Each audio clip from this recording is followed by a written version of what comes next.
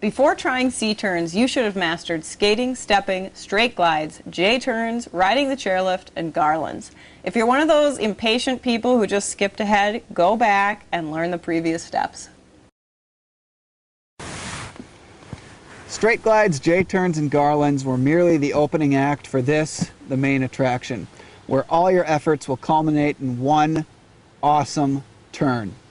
Your first turns are going to be a lot like this SUV. Big, wide, slow, and utilitarian. But with the right practice, pressure, posture, and timing, you'll soon move with the versatility, dynamism, and aggression of a sports car, or at least a sporty sedan. Like the steps before, turning begins with your feet, specifically your front foot. If I want to move this car forward, it's not going to do anything to move my arms and shoulders and head. It all starts with your feet. All along we've been stressing proper alignment, and this is where it becomes really important. Proper alignment is head looking downhill, shoulders parallel with the board and parallel with the snow this way. Hands relaxed and at your sides. Head downhill. Weight centered on your board. Knees and ankles bent. Yes, a lot of bend. And then our feet, our precious feet. Ready for business? Hey, this is important. What, you don't think you need to learn proper alignment? You'll just go out there and turn by twisting your arms? Sure, you might get 1 or 2 turns in, but it isn't right, and you'll be off balance for the rest of your life. I was hoping that it wouldn't come to this, but sometimes tough love is the only way to get things done. Roll the clip. This perfect alignment I speak of is in everything we do. Your upper and lower halves should always be working together in balance. Whether you're running, playing soccer, or anything else, if you're off balance, you're wasting a massive amount of energy fighting with yourself. If you want to have sore muscles and look like a moron, then go ahead. Use your arms to turn. Get a friend or a coach to hold hands and practice the movements. Or if you have no friends or coaches, grab onto something stable like a fence. You could even do this in your living room. For a toe turn, press down on your front foot toes, then press down on your back foot toes, then gently move your front knee in. Your feet will tip the board up on edge and your front knee helps to finish the turn. Now for a heel turn, press down on your front heel or pull up on your toes. Good. Then press down on your back heels or gently push your front knee out. Like the J-turns and garlands you've already mastered, the amount you press on your feet is subtle and slow.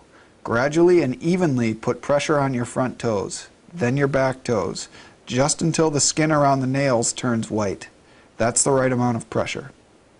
Imagine the pressure you use to step on the gas when driving. If you don't want to jerk forward, you apply gentle, gradual pressure to the pedal. Head to your local bunny hill or green run and practice a few garlands to warm up. Start from a heel side traverse and press down on your front toes. When you feel the board start to turn and point straight downhill, press down on the toes of your back foot. With both feet engaged, rotate your front knee in slightly to make a complete C-shaped turn and come to a stop. Same thing for a heel turn.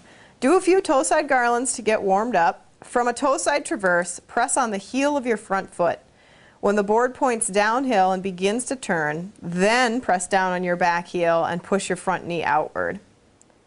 Well, I hope we've shown you that turning is really easy. It's just front toe, back toe, front knee. On the toe side and on the heel side, front heel, back heel, and again with the front knee. Yep, totally simple. Why are you still watching? We're done.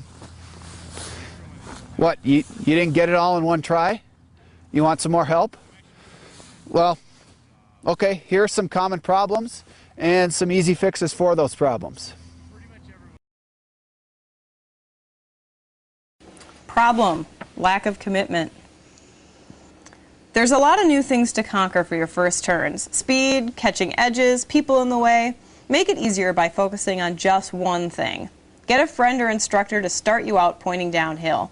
This makes it easier to focus just on turning, not standing up, pointing downhill, and whatnot. Let her rip and focus on pressing on your front heel, then your back heel, then try it toe side.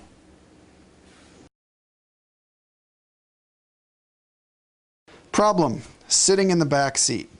When your board points downhill, the quick increase of speed can be startling. Often beginners instinctively shift their weight over their back leg. While this may make you feel slower and more in control, it's almost impossible to use your feet efficiently when your weight is in the back seat.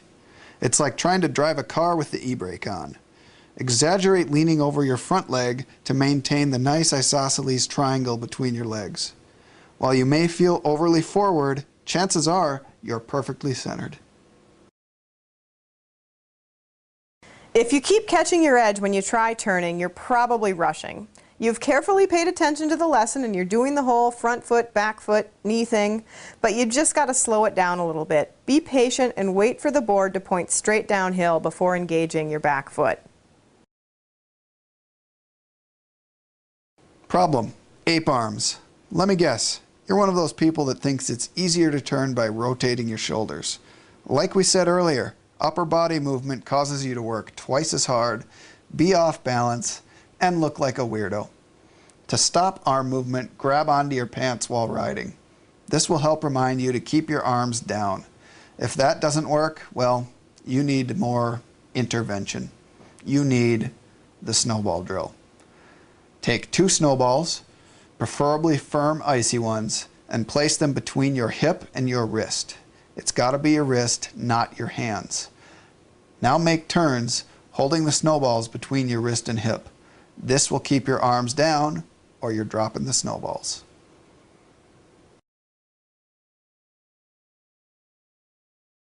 Okay, now we're done?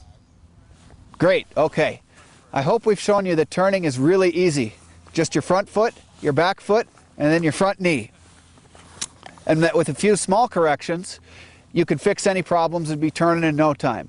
Now, if you're one of those impatient people who just skip to this section, go back to the beginning and watch the whole series. We don't want to be responsible for you riding like this. When you've mastered single toe and heel C turns, watch our next episode on linking them together.